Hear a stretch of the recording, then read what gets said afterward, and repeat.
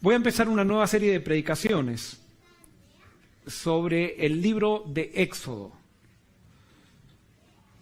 ¿Y por qué elegí el libro de Éxodo? Porque de alguna manera el libro de Éxodo nos muestra la historia del pueblo de Israel, de cómo Dios lo liberó de Egipto para llevarlo en un peregrinaje a Canaán. Y esa historia es una ilustración para todos nosotros de nuestra trayectoria hacia la Canaán celestial. Dios se ha comprometido a liberarnos, sacarnos de Egipto para llevarnos a la Canaán celestial. Y por eso vamos a sacar ilustraciones, vamos a sacar principios para que entendamos qué es lo que Dios quiere hacer con nosotros para que pronto podamos estar en la tierra nueva. Y hoy comienzo con uno de los temas más difíciles, que no lo tenía, o sea, yo no sabía que me iba a encontrar con este tema en el primer capítulo de Éxodo. Pensaba, o sea, uno siempre tenía idea de lo que hay en el primer capítulo, ya lo estudié el libro de Éxodo, pero no sabía que Dios me iba a dirigir a entender este tema, que para que haya un Éxodo, tiene que haber padres de fe. Sin padres de fe no hay Éxodo. Y saben que esto me pone en una situación muy difícil también, porque yo vengo a predicarme a mí. Voy a dar principios que tienen que ver conmigo. Me gustaría ya que mis hijos estén crecidos y que tengan 45 años y que tengan una familia hecha y todo lo demás, como para decir, yo ya hice bien las cosas, y tampoco puedo decir que nadie puede decir que hizo bien las cosas, es todo gracias a la gracia de Dios. Y por eso quiero decirles que no vengo acá a dar una conferencia de lo que debe ser un padre, sino lo que vengo acá es a comprometerme con Dios y pedirle a Dios que yo quiero ser el padre que Él quiere que sea. Y especialmente para mis hijos, para Jeremías, Yael y Eliana, que son los tesoros más grandes que tengo aquí en la vida junto con mi esposa, y creo que eso así ustedes consideran también a sus familias. Y por eso, antes de abrir la Biblia o de empezar el tema, quiero orar. Señor, el tema que hoy tengo que presentar es un tema difícil, pero que trae mucha esperanza. Te pido, Señor, que al presentar los principios no nos juzguemos los unos a los otros para ver quién tiene la mejor familia, quién tiene el mejor matrimonio, quién tiene los mejores hijos, sino que todos nos comprometamos contigo para entender, Señor, que es por tu gracia y que es por la fe. Haz una diferencia en esta iglesia, haz una diferencia en nuestras familias, haz una diferencia en nosotros como padres. Que nuestros hijos puedan ver en nosotros lo que tú quieres que vean. Gracias, Señor, por contestar esta oración, porque lo pedimos en el nombre de Jesús. Amén. Dios había establecido una fecha para el Éxodo. Estaba determinado que en determinado día el pueblo de Israel iba a salir de Egipto. Y eso Dios lo había prometido en Génesis capítulo 15, versículos 13 y 14. Está registrado cuando Dios le prometió a Abraham que su descendencia iba a entrar en Egipto y que en determinado momento iba a salir de Egipto liberada por Dios. Y vamos a leer qué es lo que le dice Dios a Abraham. Dice así: entonces Dios dijo a Abraham, ten por cierto que tus descendientes serán forasteros en una tierra que no será suya, y los esclavizarán y los oprimirán 400 años. Pero yo también juzgaré a la nación a la cual servirán, y después de esto saldrán con grandes riquezas. Yo no me voy ahora a detener, acá hay un problema de cronología. Si ustedes van a Gálatas dice que Israel estuvo 430 años y en otro pasaje también. No me voy a detener en eso porque ese no es el mensaje de hoy. Si ustedes quieren, después estudianlo en sus casas. Pero sí lo que me voy a detener es que Dios hizo una profecía y Él determinó un tiempo en el cual Israel iba a salir de Egipto. Por supuesto, Dios no profetizó, y eso ya lo vimos en otro sermón, no profetizó y no determinó un tiempo para que Israel entrara a Canaán. Él sabía cuándo Israel iba a entrar a Canaán, pero Él no puso esa fecha. ¿Quién puso esa fecha? Israel. Israel mismo puso esa fecha, y si quieren vayan a los sermones pasados para por qué estoy diciendo esto. Pero ahora sabemos que Dios había puesto una fecha. Y esta fecha para el Éxodo. Y esto se fue transmitiendo, no había Biblia en esa época, entonces Abraham se lo transmitió a Isaac, Isaac se lo transmitió a Jacob, Jacob se lo transmitió a sus hijos, y sus hijos se lo transmitieron a sus hijos, y esto llegó así, se fue transmitiendo en 4 generaciones a los padres, de padre a hijo. Esta transmisión era oral, se había comunicado el mensaje en 4 generaciones. La primera señal se había cumplido. Dios dijo que Israel iba a estar, ¿cómo? Esclavo. Ahora la pregunta es ¿por qué? Si Dios tiene tanto poder, ¿por qué Israel iba a estar esclavo? La segunda señal era que Israel iba a ser liberado. Pero Dios determinó cómo iba a ser liberado Israel. ¿Y cómo iba a ser liberado Israel? En la profecía. Que decía, iba a ser con riqueza. No era que iban a estar, o sea, ellos entraron, Israel o Jacob entró a Egipto pobre o entró rico a Egipto. No, entró rico. Era rico, o sea, Abraham era muy rico y fueron heredando. Pero entraron ricos, después viene la esclavitud, y en la esclavitud, ¿qué pasa? Se le quita todo, y ahora Dios da la liberación, y dice que la liberación va a ser ¿cómo? Aparentemente ellos van a salir más ricos todavía que cuando entraron. Es interesante. Ahora, vuelvo a repetir la pregunta. ¿Por qué entonces quedaron esclavos los israelitas? ¿Por qué tuvieron que pasar por la esclavitud? Y esto es lo que yo interpreto. Hay 2 tipos de riqueza. Está la riqueza sin propósito y la riqueza con propósito. Entre la riqueza sin propósito y la riqueza con propósito, siempre, absolutamente siempre, hay una crisis. La crisis es lo que hace que las bendiciones que Dios nos dio se transformen en bendiciones con propósito. Pero el gran problema con nosotros es que muchas veces Dios nos da bendiciones y en vez de seguir aferrados al Dios de las bendiciones, nosotros nos aferramos a las bendiciones que Dios nos dio.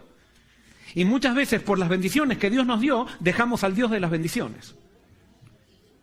Entonces Dios automáticamente con todos tiene que producir crisis. ¿Qué pasó con Israel? Israel llega a Egipto rico. Pero en Egipto, ¿se enriquece o no? Sí, se enriquece porque ¿con quién estaban conectados en Israel? En Egipto. Con José. Estaban conectados con José y José les dio la mejor tierra y como ellos eran pueblo de Dios, tenían las bendiciones, comenzaron a crecer y comenzaron a hacer negocios. No solamente ahora se dedicaron a cuidar ovejas, sino que se dedicaron a diferentes tipos de negocios, se dedicaron a la agricultura también y comenzaron a florecer. Pero ¿qué pasaba si ellos no pasaban por la crisis de la esclavitud? ¿Qué hubiera pasado con Israel? No solamente se hubieran alejado de Dios, ¿qué hubiera pasado también con ellos? ¿Cómo? ¿No hubieran dominado a los egipcios? Puede ser, no sé. Ahora, ¿saben qué hubiera pasado? Israel nunca se hubiera querido ir de Egipto. Y a veces Dios tiene que hacer una crisis en nuestra vida para que nosotros reenfoquemos las bendiciones que Él ya nos dio, porque muchas veces las bendiciones de Dios son lo que nos apartan de Dios. Y por eso, Israel entró a Egipto con riqueza sin propósito, pero sale de Egipto con riqueza con propósito, y más rico todavía. Dios quiere que todos seamos ricos, porque es una bendición, y también es una prueba ser rico. No todos podemos ser ricos. Pero Él quiere que nuestra riqueza sea con propósito. Y por eso, si Israel no hubiera pasado por la esclavitud, ellos se hubieran sentido tan cómodos, porque la riqueza sin propósito lo que produce es comodidad. Y la comodidad es el resultado, o no sé si decir, es la causa, eso ustedes estudienlo después. La comodidad es la causa de nuestra falta de fe muchas veces. Porque la fe continuamente nos exige ir dando saltos que desafían todas las probabilidades humanas para entrarnos en los parámetros divinos. Y muchas veces cuando estamos cómodos, nosotros no estamos dispuestos a dar esos saltos. Y si ellos no hubieran pasado por la esclavitud, por esa prueba, nunca hubieran deseado volver a Canaán. ¿Sabes por qué muchas veces permite Dios las pruebas en tu vida? Para que no te aferres a Egipto. Somos tan orgullosos nosotros, somos tan... todos tenemos ese gen del orgullo malo, que si no pasamos por pruebas, nos aferramos a Egipto y no quisiéramos que Cristo venga. Y alguien puede decir, pero entonces Dios nos castiga porque Él quiere venir. No, Él Él nos da las pruebas porque Él quiere que dejemos de sufrir ya. Y para dejar de sufrir tenemos que estar en Canaán. Tenemos que empezar el peregrinaje a Canaán. Es más, Él quiere que hagamos ese peregrinaje con muchas bendiciones. Pero antes tiene que pasar una crisis que puede ser mental, puede ser social, puede ser familiar, puede ser como tú la quieras llamar. Una crisis para que realmente decidamos salir. Y no es que nosotros vamos a salir. Él nos va a sacar si simplemente seguimos lo que Él nos manda. Y por eso Israel cuando salió, es interesante, cuando iban en el desierto, cuando perdieron el propósito, ¿en dónde puso la riqueza Israel? Cuando Israel perdió el propósito, ¿se acuerdan? Lo perdió en el Sinaí. ¿Y qué hicieron con las riquezas que Dios le dio cuando salió de Egipto? Hicieron un becerro de oro. O sea, usaron sus riquezas para conectarlos de vuelta con Egipto. Pero cuando ellos se arrepintieron, nuevamente las riquezas adquirieron propósito. ¿Y dónde pusieron sus riquezas? ¿Dónde lo pusieron? En el santuario. Y dice que la dieron y Dios pudo seguir bendiciéndolas. Riquezas con propósitos. Y hermanos, nosotros ahora estamos en un peregrinaje. Posiblemente en estos 2 o 3 meses siguientes vamos a salir de esta iglesia. Comenzamos un peregrinaje. No digo que es a la Canaán, pero la construcción del otro templo. Dios quiere que nuestras riquezas las usemos con propósito. Y si las usamos con propósito, Él nos va a seguir bendiciendo. Porque Él quiere que todos seamos ricos. Hay diferentes tipos de riqueza. Está la riqueza material, la riqueza espiritual, la riqueza familiar, hay ciertas riquezas que Dios quiere que todos tengamos. Riqueza material, Dios a todos nos le da, pero a nadie le falta. Pero sí quiere que todos seamos ricos. De diferentes maneras, todos podemos ser ricos. Y por eso, Dios estaba proponiendo que Israel tenga propósito. ¿Y cuál fue la crisis que pasó Israel? Fue la esclavitud. Y por eso en Éxodo 15, 1, 15 al 17, nos dice qué fue lo que pasó. Israel de a poquito, o sea, los egipcios empezaron a dar cuenta de que Israel cada vez era más grande. Y ¿saben qué? El faraón, esto es lo que creen los eruditos, el faraón que benefició a José y a la familia, era un faraón que pertenecía a la raza Ixa, del pueblo Ixo, de los Ixos. Pero resulta que había un pueblo autóctono egipcio que no se sentía muy bien con los Ixos. Y entonces hicieron una revolución y tomaron el poder, y entonces ahí sí comenzó una dinastía egipcia y sacaron a los Ixos de Egipto. Pero cuando sacaron a los Ixos de Egipto, el beneficio que los Ixos tenían o la buena relación que tenían los Ixos con los israelitas se transformó ahora en enemistad. ¿Por qué? Porque los israelitas eran amigos de los Ixos. Entonces, el nuevo faraón no era que no conocía a José, sino que sabía muy bien quién era José. Y entonces dice, miren, estos israelitas cada vez están creciendo más. ¿Qué pasa si nosotros tenemos una guerra y ellos se unen? En vez de unirse con nosotros para pelear, se unen con nuestros enemigos. Vamos a hacer algo para hacer que el poder de ellos disminuya. ¿Y qué es lo que empezaron a hacer? De a poquito, en una generación, comenzaron poniendo una ley, otra ley, otra ley, otra ley, hasta que ellos prácticamente quedaron esclavizados. Y entonces en ese contexto encontramos Éxodo 1, 15 al 17 y 22, algo que hizo Faraón. Dice así: también habló el rey de Egipto a las parteras de las hebreas, una de las cuales se llamaba Cifra y la otra Fúa, y les dijo: cuando asistáis a las hebreas en sus partos, observad el sexo. Si es hijo, matadlo. Si es hija, dejadla vivir. Pero las parteras temieron a Dios y no hicieron como les mandó el rey de Egipto, sino que preservaron la vida a los niños. Esto nos da evidencia que ya los israelitas tenían cierta posición, porque fíjense que el faraón se acerca a las parteras tenían un negocio de delivery, si podríamos decir, o sea, un negocio de dar a luz, y era un negocio bastante, porque si eran esclavos ellos, el faraón le podría haber dicho, mira, desde acá matan a todos los niños y se acabó. Pero Faraón tenía que ir sutilmente porque no podía entrar en contra directa con el pueblo, no se tenía que dar cuenta al pueblo. Y entonces se sienta con ellas y les hace un plan. En esa época, si mal no recuerdo, el porcentaje de la natalidad, de que, ¿cómo se dice? ¿Cómo? De supervivencia, o sea, el nivel de natalidad. O sea, de acuerdo a las cifras que he leído, entre un 60 y 80% de niños que nacían morían. Y eso no fue hasta el siglo, hasta hace 2 siglos más o menos era así. Entonces, que nazca un niño y se muera algo bastante natural. Lo que pasaba parecía como, los israelitas eran como los hispanos, que parecía que tenían muchos hijos, y parecía que no se morían los niños. Pero como era algo natural esto, como era algo natural, entonces ellos el faraón le hace un plan para que ellas hagan algo y los hijos se mueran. No era muy difícil para una partera decirle, mira, tu hijo nació, pero a la hora se murió. Punto. Y las parteras hubieran seguido teniendo su negocio, pero las parteras, ¿saben qué? Habían decidido algo. Ser fieles a Dios antes que a sus proyectos económicos. Y hay otra cosa que quiero decirte. Cuando Dios está por liberar al pueblo, Satanás se propone hacer algo específicamente con los niños. Y estos eran estrategias de Satanás. Como vio Faraón que las parteras las parteras no se aliaron a él, el Faraón recurre ahora al pueblo. La enemistad con Israel por medio de la propaganda, por lo que sea, fue creciendo y entonces ahora el Faraón dice, entonces el Faraón dio a todo su pueblo esta orden: echad al río a todo hijo que nazca y preservad la vida de toda hija. En otras palabras, ahora, si un egipcio veía a un nene jugando israelita que era chiquito, ¿qué podía hacer agarrarlo al río y tirarlo? Dicen, estos ya son demasiados, o sea, nos quitan el trabajo, nos quitan todo eso, así que vamos a tirarlo. O sea, ojo, yo hago paralelismos para que nos identifiquemos, pero eso pasa en toda la sociedad. O sea, pasaría en las sociedades de nuestros países hispanos, pasa lo mismo. Por ejemplo, en Argentina pasa con algún país limítrofe que es despreciado. En los países de ustedes, todos los países tienen un limítrofe que desprecian. Y a ese limítrofe tratan de hacerlo, extinguirlo o usarlo. Se ve que esta ley no duró por mucho tiempo, porque claro, no le convenía al rey, porque ¿de dónde le quedaba la mano de obra si mataba a todos los niños varones? Pero por un tiempo estuvo vigente.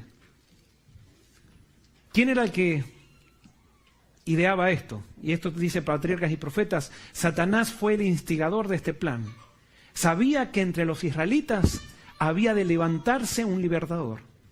Y al inducir al rey a destruir a los niños varones, esperaba derrotar el propósito divino. Pero esas mujeres temían a Dios y no osaron cumplir con tan cruel mandato. Les hago una pregunta. ¿Por qué Satanás sabía que de los israelitas había de levantarse un libertador?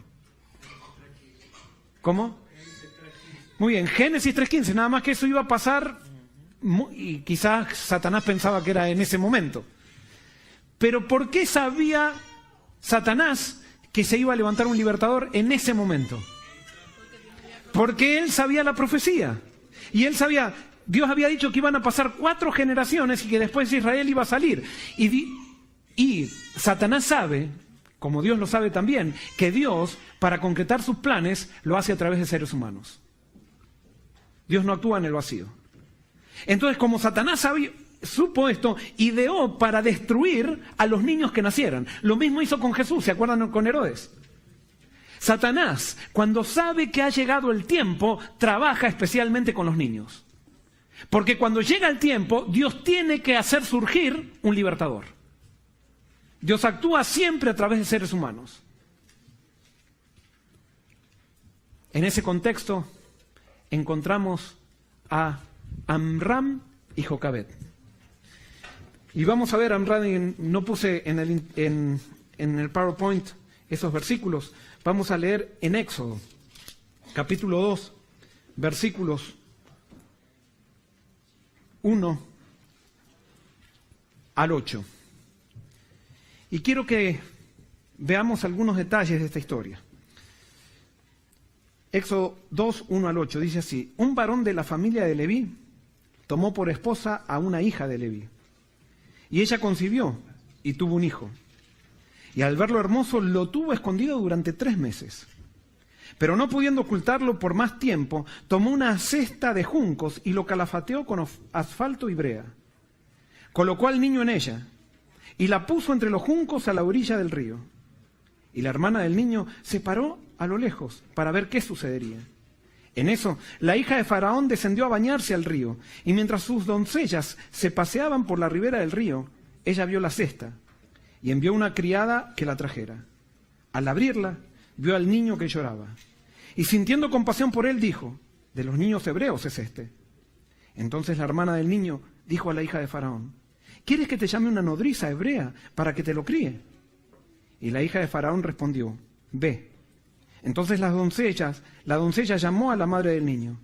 Y la hija de Faraón le dijo, lleva a este niño y críamelo, y yo te lo pagaré. Y la mujer llevó al niño y lo crió. Cuando el niño creció, lo trajo a la hija de Faraón, y ella lo adoptó, y lo llamó Moisés, porque dijo, del agua lo saqué. Aquí nos encontramos con Amram y Jocabed. Y vamos a ver algunas cosas interesantes de la actitud de Amram y Jocabed. Y para esto hoy me voy a basar un poco en lo que dice el libro Patriarcas y Profetas, que nos amplía un poquito más sobre esto. Y hago una pregunta, ¿qué fue lo que movilizó a Amram y Jocabed? ¿Qué fue lo que movilizó para que ellos decidieran ocultar al niño, para que decidieran hacer la canasta, para que decidieran mandarlo en el río? ¿Qué fue lo que movilizó a Amram y Jocabed? ¿El qué? El amor. Muy bien, para mí es lo que está diciendo Bárbara. Lo que movilizó a Amram y Jocabed fue la profecía. Fue que creyeron, ¿en qué? En la profecía. Ellos creyeron que había llegado el tiempo. Y como creyeron que había llegado el tiempo, entonces hicieron las cosas diferentes a como las hicieron los israelitas que creían pero no creían.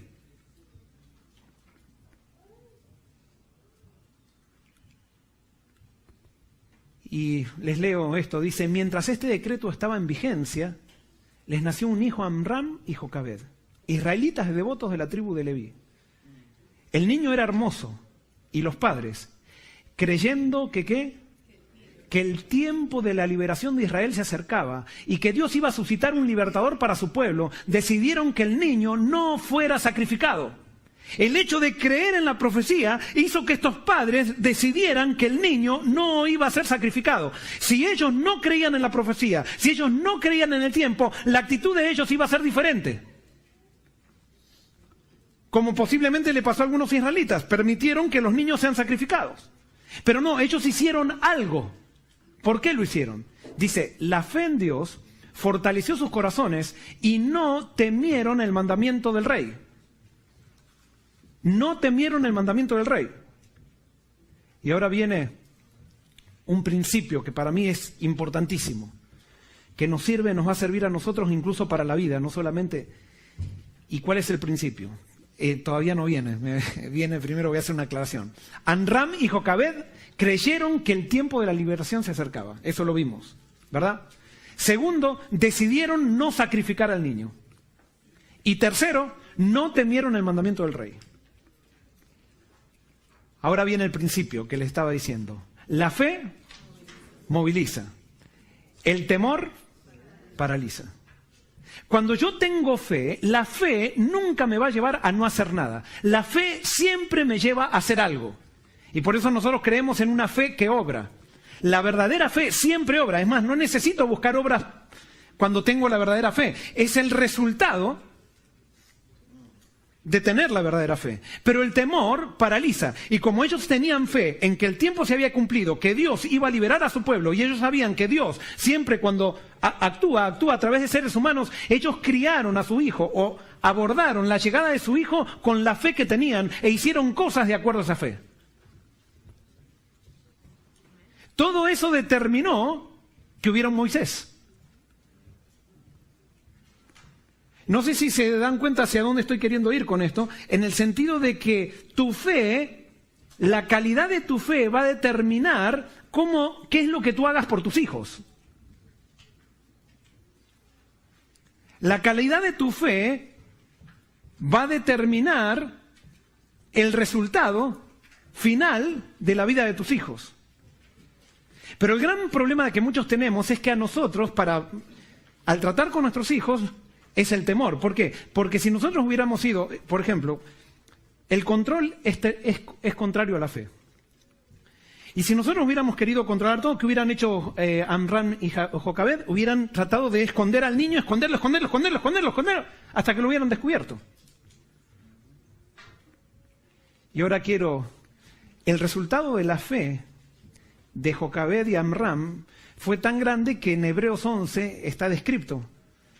Y dice Hebreos 11:23 en adelante, dice, por la fe Moisés cuando nació fue escondido por sus padres por 3 meses, porque lo vieron niño hermoso y no temieron el decreto del rey.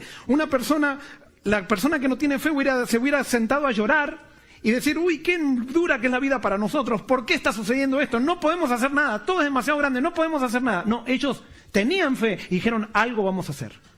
Y lo hicieron. Y entonces sigue diciendo, por la fe Moisés, hecho ya grande, rehusó llamarse hijo de la hija de Faraón, prefiriendo ser maltratado con el pueblo de Dios, antes que gozar de los deleites temporales del pecado. Y ahí nos habla de qué fue lo que le enseñaron a Amrad y Jocabed a Moisés. Dice, teniendo por mayores riquezas el oprobio de Cristo que los tesoros de Egipto, porque tenía puesta la mirada en la recompensa. Por la fe dejó Egipto, no temiendo la ira del rey, porque se sostuvo como viendo el invisible. Y cuando yo leía esto, descubrí algo. Yo siempre pensé que Moisés se había ido de Egipto por miedo a la ira del rey. ¿O no? Pero acá dice que, ¿por qué se fue? Dice que porque no le tenía miedo. ¿Por qué? Porque la fe es contraria al miedo. ¿Qué fue lo que pasó con Moisés? Y eso lo vamos a analizar en otro sermón. Pero Moisés se equivocó. Moisés se adelantó a Dios y cuando se equivocó, no es que él salió huyendo. Él salió huyendo porque tenía fe. Él sabía que Dios tenía un plan con él y entonces él dijo, yo tengo este plan, se va a realizar de alguna manera, me voy a tener que ir, pero me voy a ir porque tengo fe en el Dios que está conmigo, porque a pesar de que me equivoqué, Dios es más grande que mis equivocaciones. Porque ¿sabes qué?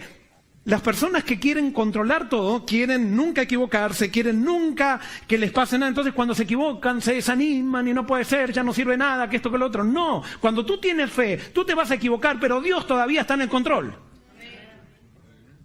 Y puede ser que el camino se haga más largo, pero sin embargo Dios está allí. Y por la fe, Moisés se fue. Pero ahora estamos hablando de Amrad y Jocabed. ¿Cuál fue la labor de Jocabed? Y quiero descubrir algunos principios importantísimos en la labor de Jocabed para determinar que Moisés sea lo que fue, el líder más grande de la historia, después de Jesús. ¿Cuál fue la labor de Jocabed? Y volvemos a Patriarcas y Profetas. Dice, la madre logró ocultar al niño durante 3 meses. Entonces, viendo que ya no podía esconderlo con seguridad, preparó una arquilla de juncos, la impermeabilizó con pez y betún y colocando al niño en ella, lo depositó en un carrizal de la orilla del río. Les hago una pregunta. Según lo que dice acá, ella pudo esconderlo 3 meses, pero después, ¿qué pasó? No pudo. ¿Y qué tuvo que hacer? Hizo lo que pudo, ahora hizo lo que pudo. Agarró una canasta, le puso betún y brea, ¿y qué hizo? Y lo puso en el río. ¿Por qué? Si el Dios que los iba a sacar a Egipto con plagas y que iba a mover el cielo para que Egipto salga, tenía poder para que Jocabed pudiera esconderlo ahí por 12 años. Y Dios no lo hizo. ¿Por qué no lo hizo? Porque ¿sabes qué? Si Jocabed hubiera podido esconder al niño por 12 años, la educación de su niño, ¿a quién le hubiera dado la gloria? A ella. Yo lo crié. Pobres las otras hermanas que no tienen la posibilidad de haber criado un hijo tan bien como yo, porque lo hice vegetariano de chiquito, lo hice, cantaba canciones, recitaba poesías, tocaba el piano, tocaba trompeta, hacía todo. Entonces, le dio todo. Y entonces la gloria ¿para quién es? Y Dios quiere que entendamos que la educación es por fe. Nosotros hacemos lo que podemos, pero Dios muchas veces nos pone en ciertas situaciones donde no vamos a poder y vamos a tener que poner al niño en el río. Pero la persona que quiere tener todo bajo control se queda con el niño, a pesar de que ya no puede hacer más nada, no reconoce sus limitaciones y se queda allí hasta que lo descubren y lo matan. Pero Dios muchas veces nos pone en circunstancias para que entendamos que el que está más interesado en la educación de nuestros hijos es Él, no nosotros. Y que Él es el que va a salvar a nuestros hijos. No vamos a ser nosotros los que vamos a salvar a nuestros hijos. Y a veces vamos a tenerlo que poner en un río. Porque Él nos cierra las puertas. Pero cuando se cerraron las puertas ella no se quedó quieta. Porque la fe, ¿qué hace? Moviliza. El temor, paraliza. Ella, Jocabed y Amrad hicieron hasta lo último que podían hacer. Y una vez que se dieron cuenta que ya no podían hacer más, lo tiraron en el río. Ahora, ¿a ustedes les parece que fue fácil para para Jocabed poner en una canasta a un bebé en un río. ¿Cómo sigue diciendo? No se atrevió a permanecer allí para cuidarla ella misma, por temor a que se perdiera tanto la vida del niño como la suya. Pero María, la hermana del niño, quedó allí cerca, aparentando indiferencia, pero vigilando ansiosamente para ver qué sería de su hermanito. Y había otros observadores. Y ahora escuchen bien. Las fervorosas oraciones de la madre habían confiado a su hijo al cuidado ¿de quién? De Dios. E invisibles ángeles vigilaban la humilde cuna. A veces necesitamos hacer menos por nuestros hijos y orar más por ellos. Pero a veces queremos tener todo bajo el control nuestro. Y no va a pasar.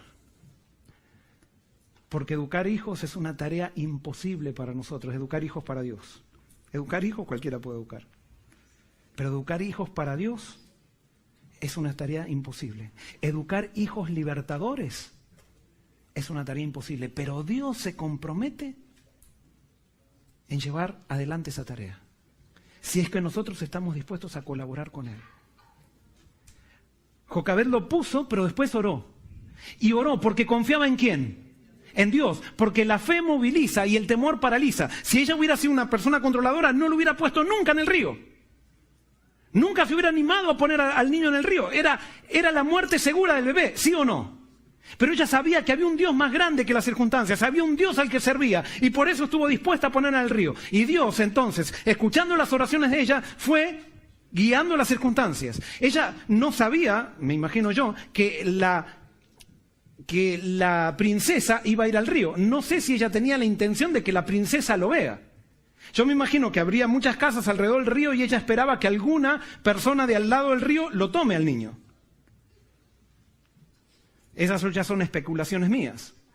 Pero justo el niño pasa cuando la princesa se bañaba. ¿Quién puso en la cabeza de la princesa que tenía que ir a bañarse? Entonces alguien puede decir, no, pero Jocabed sabía a qué hora se iba a bañar todos los días la princesa. Bueno, no sé. Yo lo único que sé es que Jocabed tuvo fe, y fíjense lo que dice. Los ángeles dirigieron a la hija de Faraón hacia aquel sitio. La arquilla llamó su atención, y cuando vio al hermoso niño, una sola mirada le bastó para leer su historia. Las lágrimas del pequeño despertaron su compasión y sus simpatías se conmovieron al pensar en la madre desconocida que había apelado a este medio para preservar la vida de su precioso hijo. Decidió salvarlo, adoptándole como hijo suyo. ¡Qué alivio! Ahora la princesa lo adopta. ¿Alivio? ¿Quién era la princesa?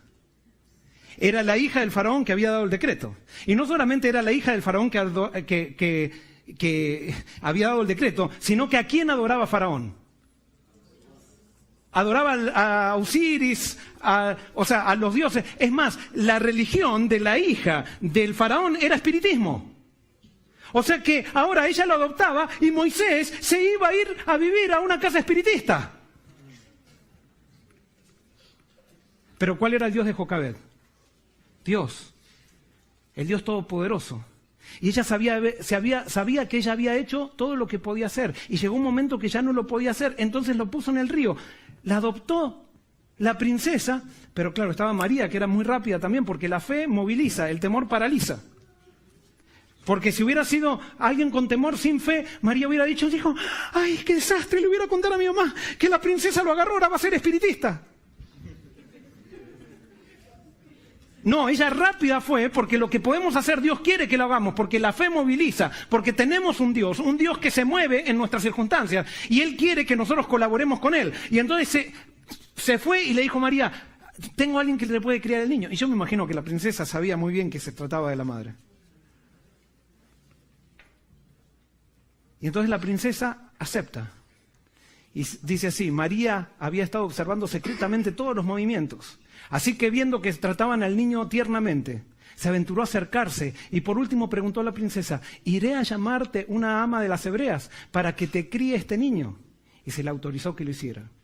La hermana se apresuró a llevar a su madre la feliz noticia y sin tardanza se presentó con ella ante la hija de Faraón. Lleva a este niño y críamelo. y yo te lo pagaré, dijo la princesa. Era un riesgo ponerlo en el río. Es más, la princesa podría haber dicho, me lo quedo, a mí ¿quién me lo va a criar? No, se aprovechó. ¿Y quién estaba dirigiendo todo? Dios. Porque tú no estás en el control de tu vida, tú no estás en el control de tus hijos. Es Dios el que está controlando tu vida y la vida de tus hijos. Pero para que Dios pueda controlar tenemos que darle lugar, porque si nosotros queremos controlar, Dios se va a hacer aparte, porque Él nos respeta nuestra decisión.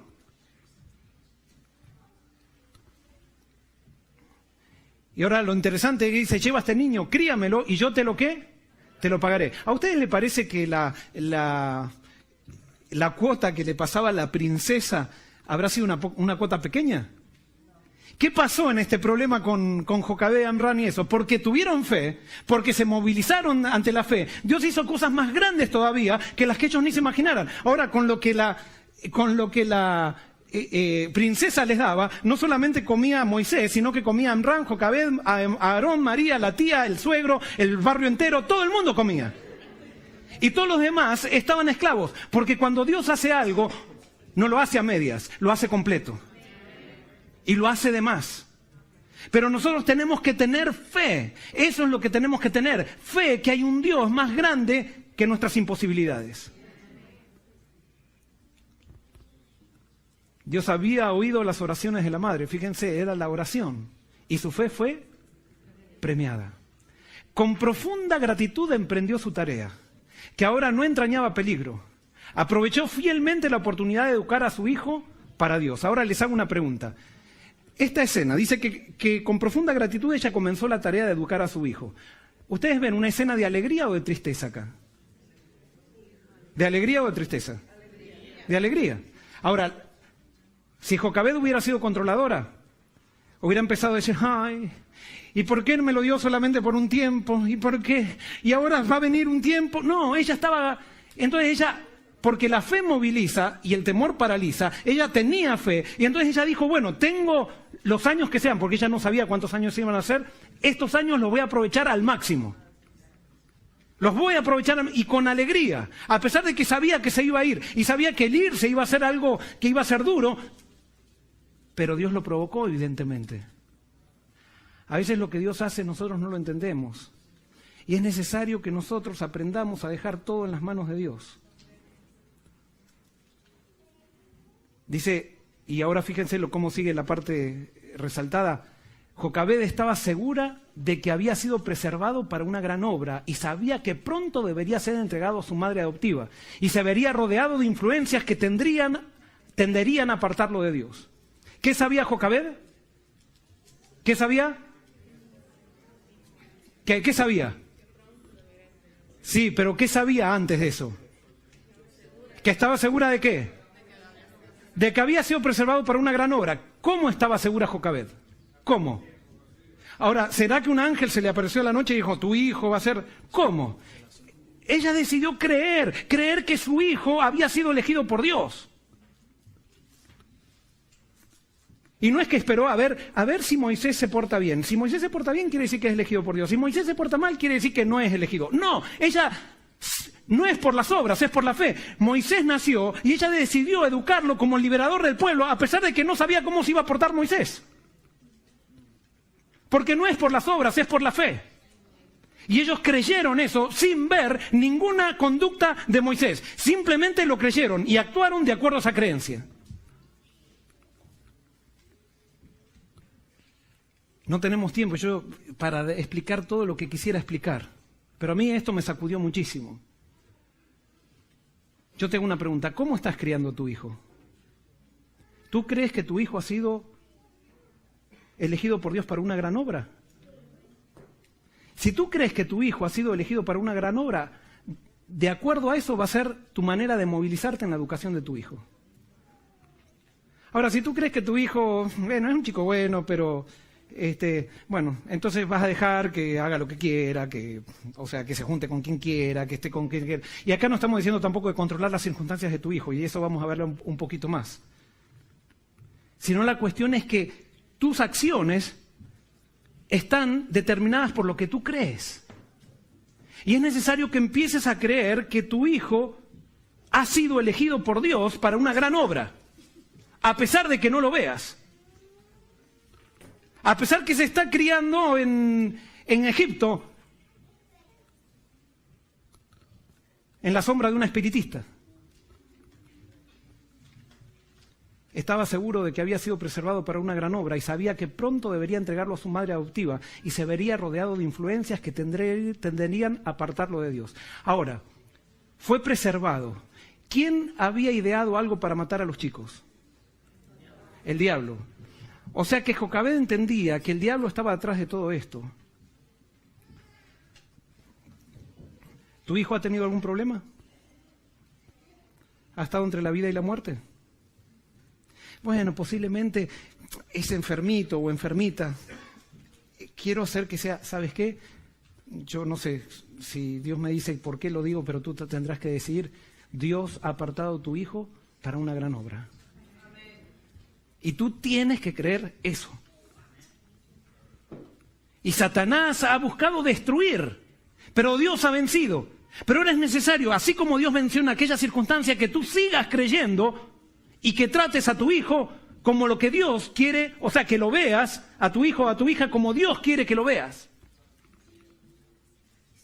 No como alguien que si se porta mal ya no sirve para nada, y si alguien se porta bien entonces vale todo. No, aunque se porte mal tu hijo, él ha sido elegido para una gran obra. Porque es por gracia. Todo esto la hizo creer, todo esto la hizo más diligente y cuidadosa en su instrucción que con la de los otros hijos. Trató de inculcarle, y ahora fíjense qué fue lo que trató de enseñarle Jocabed. Reverencia a Dios, el amor a la verdad y a la justicia. Y oró fervorosamente que fuese preservado de toda influencia corruptora. Le mostró la insensatez y el pecado de la idolatría, y desde muy temprana edad le enseñó a postrarse y a orar al Dios viviente, el único que podía huirle y ayudarle en toda emergencia.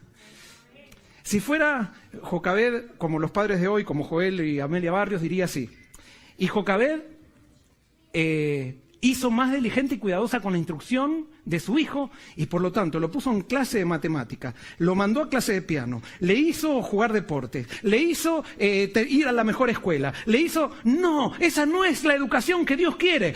Dios quiere formación de carácter. Los padres formamos el carácter de los hijos. ¿Y saben cómo se forma el carácter? Es enseñándole simplemente a amar a Dios y a poner a Dios por sobre todas las cosas. Acudir a Dios como si fuera un padre cuando tiene una emergencia, cuando se les pierde una cosa en la escuela, cuando van a... O sea, que Dios sea real para ellos. Dejen que los talentos se los dé Egipto, pero nosotros formemos carácter. Los talentos de Moisés fueron desarrollados en Egipto. El carácter fue desarrollado en su casa. Pero a veces en esta sociedad que es tan competitiva, queremos, como nos gusta, vemos la American Idol y todo eso, nosotros queremos también, hacemos de la iglesia una especie de competencia, a ver quién tiene más talentos. No son los talentos, es el carácter. Si es por talento, Satanás es el que más talento tiene. Pero Dios, para hacer una gran obra con alguien, necesita desarrollar un gran carácter. Y el carácter se desarrolla en las pruebas. Ahora, lo que hizo Jocabed fue enseñarle a Moisés que Dios estaba en primer lugar. Y hay una cosa que ahí termina, dice, y que Dios lo oía en cada emergencia que tenía. Si ustedes ven el liderazgo de Moisés después en los 40 años que anduvo en el desierto, ¿qué hacía Moisés cuando tenía un problema? Iba a Dios. Iba a Dios. Porque él, ¿dónde había aprendido eso? En su casa, pero no era solamente en su casa que Jocabed le decía, y ahora siempre que tengas un problema hay que ir a Dios, como en la escuela sabática nos enseñan la historiecita y todo eso. No, sino que cuando Jocabed tenía un problema, ¿a quién iba? A Dios. Fíjense, así fue cuando tuvo el bebé y no sabía qué hacer, lo tuvo 3 meses, se puso en oración y dijo, Señor, voy a hacer lo que se me ocurre hacer, voy a poner una canasta y lo voy a poner en el río. Pero cuando lo puso en el río, ¿qué hizo con su problema? ¿Lo llevó a quién? A Dios. Entonces después lo tuvo la princesa que era espiritista, pero ¿qué hizo ella? ¿Se desesperó? No, oró. Y entonces Dios le trajo el hijo por 12 años, ella no sabía por cuánto iba a ser, y mientras le daba, oraba por el hijo y le enseñaba que Dios tenía que ser en primer lugar. Cuando se lo lleva a la princesa, ¿qué hizo Jocabed? Oró, porque ya no podía tener el control de todo, el que tiene el control de todo es Dios. La madre retuvo a Moisés tanto tiempo como pudo. Pero se vio obligada a entregarlo cuando tenía como 12 años de edad. Nuevamente Dios nos quita las cosas de nuestro control para que entendamos que Él es el que salva. De su humilde cabaña fue llevado al palacio real y la hija de Faraón lo prohijó. Pero en Moisés no se borraron las impresiones que había recibido en su niñez. No podía olvidar las lecciones que aprendió junto a su madre. Le fueron un escudo contra el orgullo, la incredulidad y los vicios que florecen en medio del esplendor de la corte. Una de las cosas que se propuso Jocabed fue enseñarle a Moisés que era pecador y que el principal problema que tenía era el orgullo.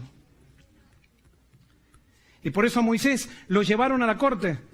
Y a pesar de que estaban los carruajes últimos modelos con los caballos que todo el mundo quería tener, que los hermanos, y los príncipes iban con las chicas más lindas y todo eso, él no se dejaba. La madre le había enseñado otra cosa, que había cosas más importantes, y la más importante era la lealtad a Dios. Pero ¿saben qué? Y vuelvo a repetir, perdonen, pero nosotros muchas veces acá en las iglesias lo que hacemos es le hablamos tanto de los talentos a los chicos. Yo me acuerdo porque eso lo recibí yo, que siempre, ¡ay, cuántos talentos que tiene esta persona! ¿Cuántos talentos? No son los talentos, es el carácter. Y muchas veces con esos talentos lo usamos como motivo, queremos desarrollar talentos para que nuestros hijos sean nuestra vidriera. No, nuestros hijos tienen que ser la vidriera de Dios, no nuestra vidriera. Y han sido elegidos para una gran obra. Y lo que estoy diciendo lo estoy diciendo por mí, hermanos. Yo descubrí muchísimas cosas al preparar este sermón. ¿Cuál es la conclusión? La conclusión está en Malaquías 4, 5 y 6, que dice, yo os envío el profeta Elías antes que venga el día de Jehová, grande y terrible. Él hará volver el corazón de los padres hacia los hijos, hacia los padres. No sea que yo venga y castigue la tierra con maldición. Se ve que me comí una frase ahí. Y los padres hacia los hijos. No sea que yo venga y castigue la tierra con maldición. Dios dice que va a levantar ¿a quién? Al Elías. ¿Antes de qué? Antes que venga el día de Jehová.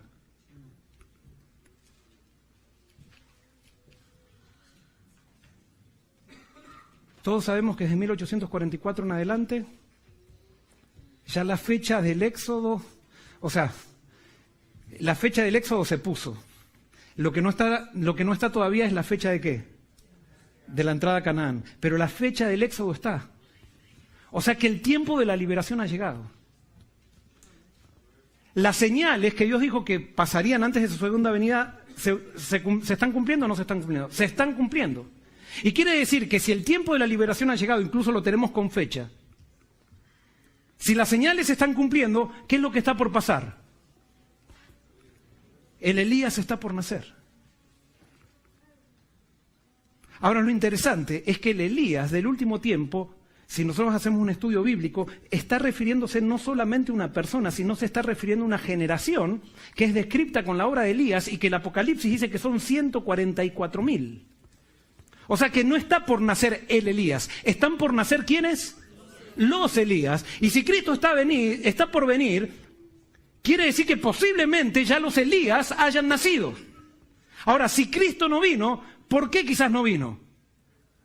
Si es que el tiempo de la liberación ya ha llegado, si es que las señales se están cumpliendo, si es que el Elías está por nacer, ¿por qué no vino Cristo?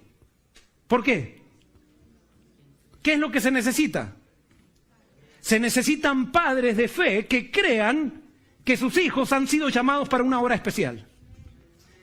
El gran problema es que criamos a nuestros hijos sin creer que Dios está por venir y que Él va a utilizar a nuestros hijos para esa gran obra, la obra más difícil que algún profeta o algún ser cumplió en la historia.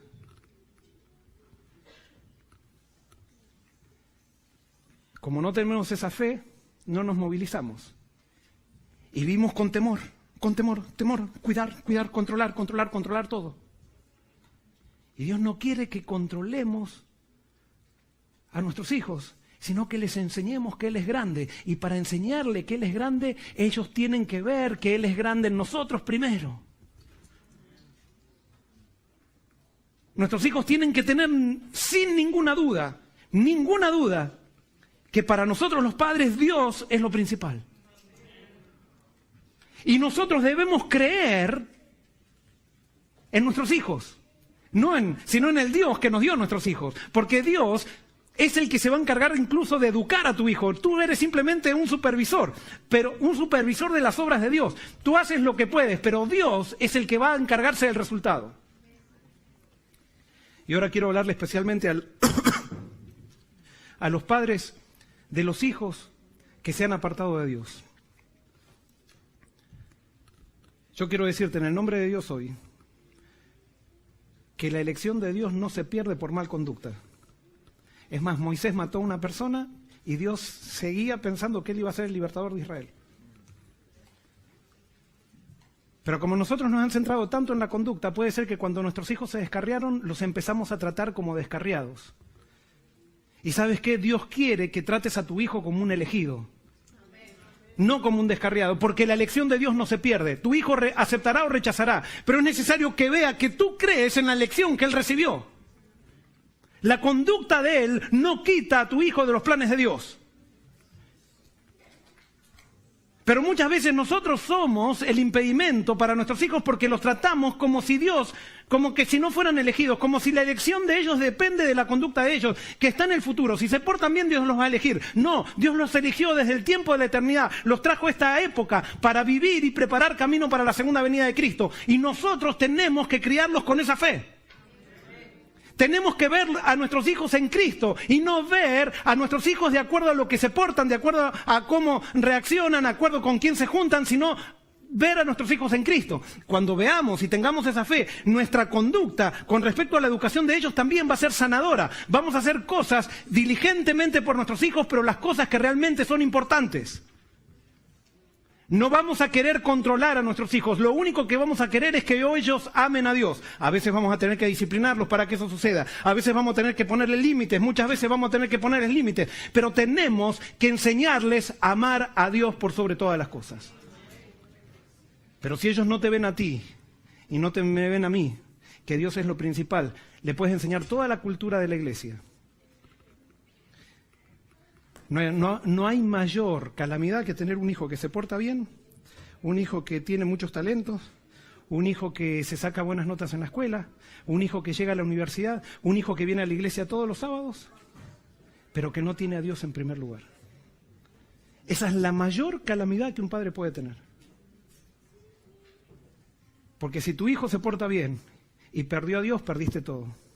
Pero puede ser que tu hijo hoy no se esté portando tan bien, pero si tú sigues creyendo en el Dios que te dio a tu hijo y sigues tratando de enmendar los errores que tuviste, tratando de cuando no puedes hacer algo, haces una canasta y la dejas, pero sigues orando, sigues ramando, sigues reclamando tu hijo. Esa fe que tú tienes por tu hijo la va a heredar tu hijo y la va a sentir tu hijo y él va a sentir realmente que es llamado. Y quizás tu hijo se vaya, quizás tu hijo se drogue, quizás tu hijo haga cualquier cosa, pero cuando esté allí en el pozo se va a acordar de la fe de sus padres. Y la fe de sus padres no son 28 doctrinas, sino que la fe de sus padres es el Dios al cual sus padres sirven. Ahora pregunto, o no pregunto todavía, nuestros hijos ya han sido elegidos. Nuestra obra no debe estar dirigida a que se porten bien, sino a recalcarles que Cristo los ha elegido y que sean leales a Él. ¿Qué vamos a hacer como iglesia? ¿Qué vamos a hacer programas para entretener a nuestros hijos? ¿O los vamos a empezar a criar como si son el Elías? Vamos a darle programas como si fueran el Elías. ¿Qué vamos a hacer como iglesia? O sea, a ver, ¿quién tiene la escuela? ¿Qué iglesia tiene la mejor escuela sabática y competir con las otras iglesias? ¿O vamos a hacer un BBS para que pasen una linda semana? ¿O vamos a hacer un BBS para Elías? Vamos a hacer escuelas sabáticas para Elías. Vamos a amarlos y vamos a ver en ellos, a pesar de que se porten mal y todo eso, vamos a tratarlos como si fueran el Elías. Vamos a transmitirle esta fe, porque Dios a todos, y ahora yo lo hablo, yo estoy seguro de esto, no es para convencerlos a ustedes, pero a todos nos llamó para ser parte de los 144.000. Si estamos hoy acá. Y nuestros hijos han sido llamados para eso. Y por eso yo en el nombre de Dios le quiero decir a mis hijos, quiero decirle a Jeremías, quiero decirle a Yael, quiero decirle a Eliana, quiero decirle a todos los chicos, o sea, a todos los chicos de esta iglesia, que ustedes han sido elegidos para ser parte del pueblo más grande que existe. Y que Dios tiene una gran obra con ustedes. Esa obra no solamente con ustedes, sino con nosotros. Nosotros tenemos que crecer junto a ustedes. ¿Qué tal si tenemos una iglesia que crea en el plan que Dios tiene para nuestros hijos? Dice la Biblia, yo os envío al profeta Elías antes que venga el día de Jehová, grande y terrible. Aquí tenemos a nuestros Elías. Trabajemos con fe por ellos, enseñándoles que Dios es lo más grande, es lo primero, lo último y todo.